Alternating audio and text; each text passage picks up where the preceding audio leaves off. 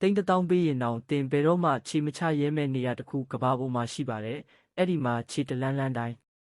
တင်မင်းနဲ့တွေ့နိုင်ပါတယ်ဒါကတော့ဘရာဇီးနိုင်ငံကမ်းလွန်မှာရှိတဲ့ Alhada-Queimada Grande သို့မဟုတ်လူသိများတဲ့ငွေကျွန်းပါအဝေးကကြည့်ရင်တာယာပေမဲ့ဒီကျွန်းပေါ်မှာလူတယောက်မှမနေပါဘူးဘာလို့လဲဆိုတော့ဒီကျွန်းဟာကမ္ဘာအစိပ်ပြင်းဆုံးငွေတွေရဲ့ဘယင်နိုင်ငံဖြစ်နေလို့ပါပဲပညာရှင်တွေရဲ့အဆိုအရဒီကျွန်းမှာ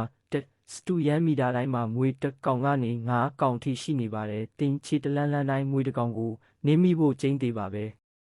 အဲ့ဒီငွေတွေကတာမန်ငွေတွေမဟုတ်ပါဘူးကမ္ဘာအစိပ်ပြင်းဆုံးလို့သတ်မှတ်ထားတဲ့ Golden Lancet ရွှေရောင်ငွေပွေးတွေပါသူတို့ရဲ့အစိပ်ကတခြားငွေတွေထက်9ဆပိုပြင်းပြီးလူသားရဲ့အသားတွေကိုပျော်ကျသွားစေနိုင်တဲ့အထိစွမ်းအားပြင်းပါတယ်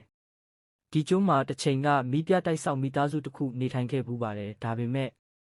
ဒဏ္ဍာရီတွေရတော့သူတို့မိသားစုဟာကျွန်းပေါ်ကမွေတွေရဲ့အစုလိုက်ပြုံလိုက်တိုက်ခိုက်မှုကိုခံရပြီးအသက်ပြောက်ခဲ့ရပါတယ်အခုတော့အဲ့ဒီမီးပြတိုက်ဟာပျက်စီးယိုယွင်းပြီးမွေတွေရဲ့အိမ်ဖြစ်နေပါပြီ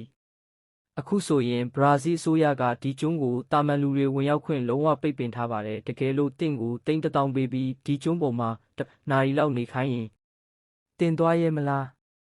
ကွန်မန့်မှာဖြေခဲ့ပါဦးနောက်ထပ်ထူးခြားတာတွေသိချင်ရင်တော့ follow လုပ်ထားဖို့မမေ့နဲ့အောင်တော့